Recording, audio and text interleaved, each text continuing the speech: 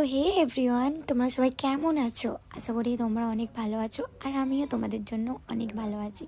তো আজকে আবার একটা নতুন ব্লগ ভিডিও নিয়ে চলে এসেছি।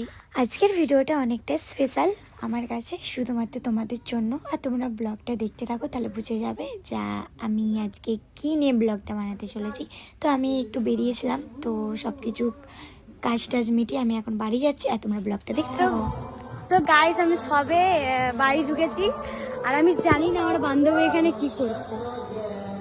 গাইস, সবে আমি বাড়ি ঢুকলাম, আর এখানে আমি ওকে দেখে অবাক। মাই বলি, এই মেয়েটা কে?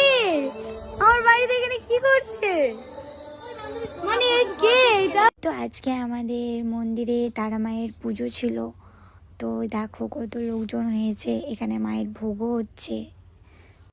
তো গাইস, এখানে আমি আমার মা দিদিরা সবাই মিলে একটু বসেছিলাম, কারণ পুজো হচ্ছিলো তো, আর ভালো লাগছিলো। ওখানে ভোগও হচ্ছিলো। হ্যালো গাইস, তো আজকে আমাদের এখানে তারমা পুজো আছে, তো তার জন্য একটা ছোট ব্লগ করছি, আর সেটা তোমাদেরকে আজকে দেখাবো। তো আপাতত এখন আমি রেডি হইনি, এবার আমি রেডি হবো। তবে তার সাথে সাথে আজকে আমি আমার গাড়ি পুজো করবো। তোমরা জানো যে আমি নতুন নিউ স্কুটি নিয়েছি, তো সেটা আজকে পুজো করব। তো আজকে ব্লগের মধ্যে আপনারা মোদে দেওয়া হবে।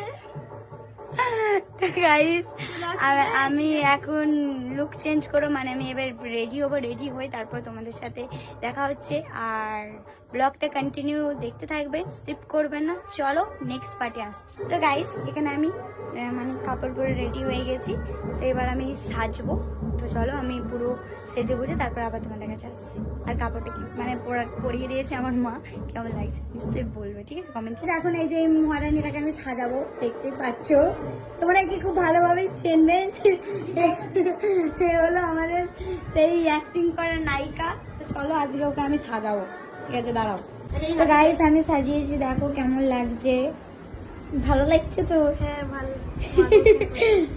তো আমি সাজিয়েছি, দেখো এবার আমি সাজবো, নায়িকা হবো, ঠিক আছে? আর ওকে সাজিয়েছি।